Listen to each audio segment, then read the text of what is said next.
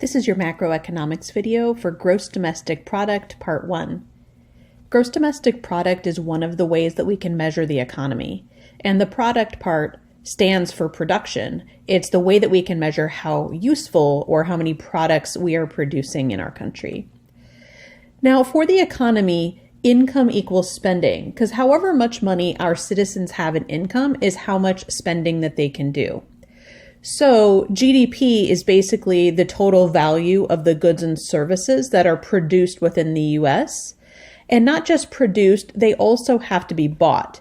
So if we produce a bunch of goods and services and people like them enough to spend money on them, we can calculate how much of that activity is going on in the economy, and that will tell us what GDP is. Remember, because of the circular flow, income equals expenditure. Expenditure is just a fancy word for spending because you can only spend money that you have in income. So the income that our citizens have earned, therefore, could equal the amount of spending that they're doing. Now, we calculate gross domestic product by looking at total spending that people spend money on U.S. produced outputs. Remember, outputs are goods and services that are created and ready to sell to a consumer, and this is outputs that are produced in the United States.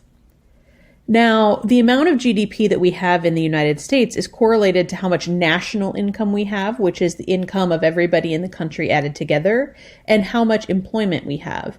Because again, if people are spending money, that means businesses are making money, they're employing workers, and people are earning income by working a job. Your official definition for gross domestic product is this: the market value of all final goods and services produced within a country in a given period of time. We're going to spend the next couple of videos breaking down the parts of this definition. And the first part I want to talk to you about is market value. Gross domestic product only includes things that are actually sold in a true market. So people spend money in exchange or a transaction for a good or service. So they only calculate market valued goods because they want to calculate everything in the same types of units. This also means that things that don't have a true market value are not counted in the US's GDP. This means anything that you do for free is not counted. Anything that you do for barter, so let's say you mow your neighbor's lawn and they clean your pool, and that's just something that you guys do in exchange for each other, that is not calculated. Anything that is bought and sold in a black market is kind of an under the table transaction. It's typically not recorded because the person who made money on that transaction does not want to pay taxes on it.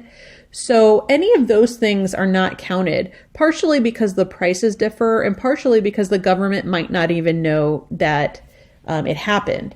So, for example, if you do housework for yourself or you have to do chores around the house, that's not counted in GDP. But if you hire a cleaning service and you pay somebody money to clean your house, that is calculated in GDP. So the next part is final goods and services. It only counts the final product that's finished or completed, final good or service, that is being sold to the very first end user. That means that all of the parts and products that are being purchased to go into the making of the product are not counted.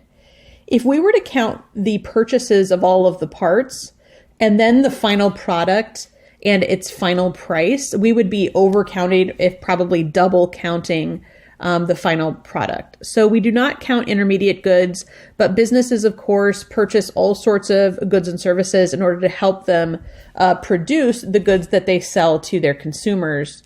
We just only calculate for the US's gross domestic product calculation the final good as it's being sold to the very first person, and we do not count it if it's resold a second time, if somebody takes the used product and sells it to a second consumer.